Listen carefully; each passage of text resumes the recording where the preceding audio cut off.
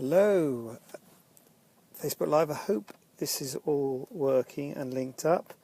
Sorry, I dropped my phone again. Look at the camera. I think the camera's up there. So, it's Tuesday night and I'm talking about stopping medication before surgery, massaging after surgery, and it says different types of tummy tucks, but really... Latest traffic and travel from Paul. It's looking better. Blimey, sorry.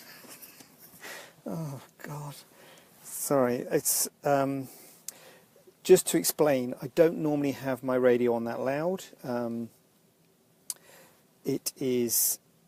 I listen to a lot of audiobooks, and the audiobooks are much softer than the normal radio, so that when the radio comes in, the audiobook sounds... Sorry about the angle. The audiobook makes it sound like I have the radio on very loud, but I don't. Just to be clear.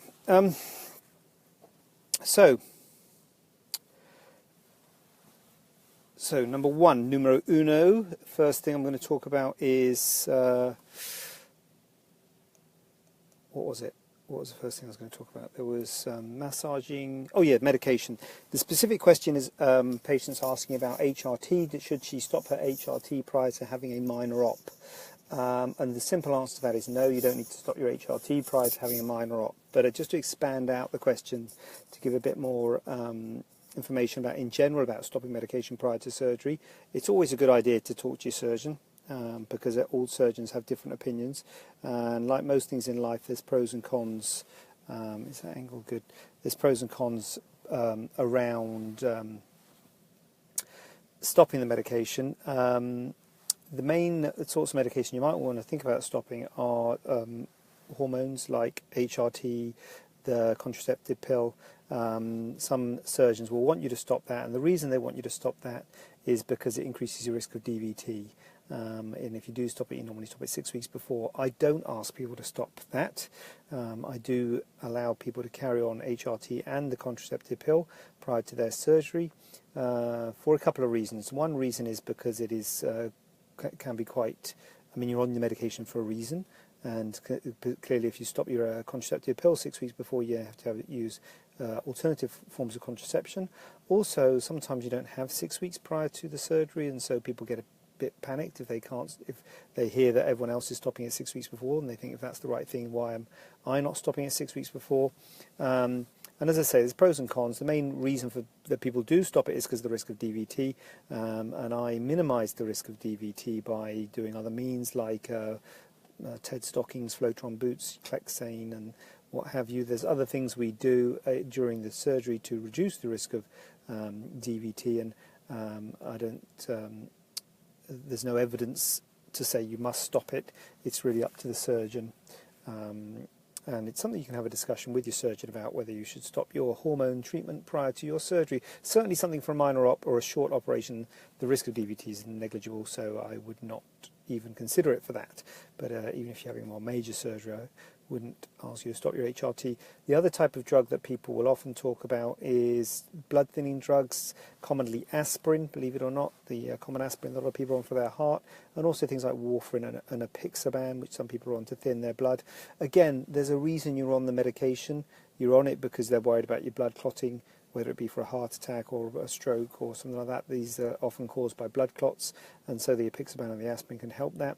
And so you have to, or the warfarin, so you have to balance out whether you need to, what the risks. If it's a minor skin surgery, I would probably carry on taking the medication personally. Some people would have you stop aspirin. I usually wouldn't. If it was a more major surgery where there is a risk of bleeding, then you may need to stop the drugs. And certainly in the case of warfarin, you might need to put something else in, like heparin, which is something you've got more control over. So sometimes they stop the warfarin and then they control you on heparin, and then they can stop the heparin the day before and then restart your warfarin after the surgery. So broadly speaking, it's up to your surgeon, but most drugs I allow people to carry on using. Warfarin is probably the exception, and sometimes aspirin. So I hope that's responded to that one. I'm just going to make sure I can see comments. If you have any comments, I think I can. So I think we're clear on that. We're good. We're good. Please feel free to post comments if there are any. Massaging after surgery. So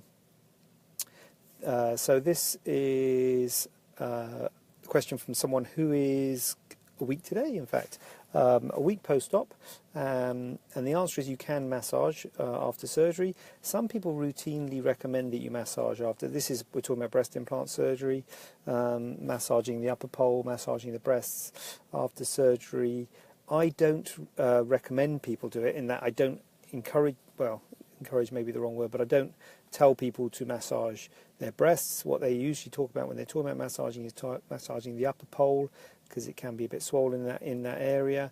If you find comfort from it and if you want to massage that area, you can, but I don't routinely tell people to massage that area. The reason being that the swelling always settles, and usually settles, and you don't need to massage that area. But if you want to massage it, or you think it's a good thing and find it comforting to massage it, then you can. What I do ask people to do is massage their scars, but I leave it at least a month for that. So that's not in the early post-op period. I leave it at least a month before we start massaging the scars, just to help them knit together.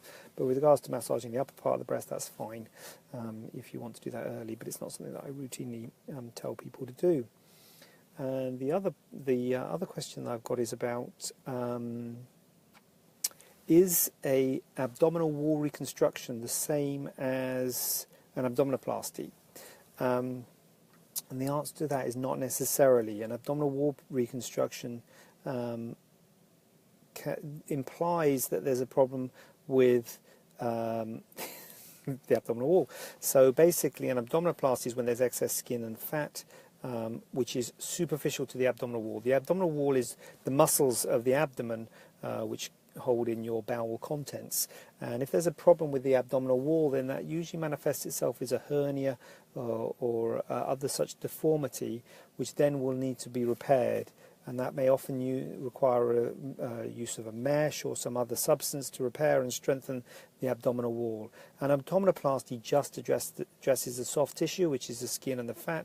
You do often have something called a divarification of your rectus muscles. Your rectus muscles are your six-pack muscles, which are normally right next to each other, as you can see on a person with a six-pack. Don't look here, but apparently I'm aware that some people do have a six-pack, and you can see that the muscles are next to each other. In some cases, after pregnancy or after putting on weight, those muscles get splayed apart, and it is a normal part of an abdominoplasty to bring those together. I wouldn't necessarily call that an abdominal wall reconstruction, though. An abdominal wall reconstruction is when someone's got a hernia, a big bulge, or a big problem with the abdominal wall, and that the abdominal wall reconstruction may or may not involve removing the skin, which would be the abdominoplasty side of it. So it's not necessarily the same thing. So it's really a question of terms and what you mean by it. And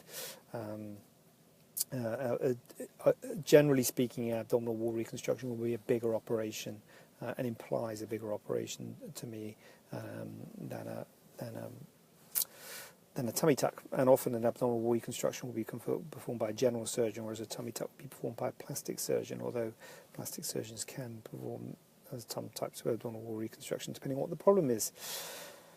So that's the questions we've had this week. Thanks for those questions. I think I've gone through all three of those. Sorry about dropping the phone at the beginning. And any questions, please, anyone, feel free to post them here. If I don't get to them, I will be very happy to go through them next week. Or you can email Laura with them, or put them on Twitter, or whatever you like, and it'd be really great to have some more questions, and I'll be very happy to go through them. But for now, have a great evening, and I will see you soon. In fact, I will see you next week. Bye.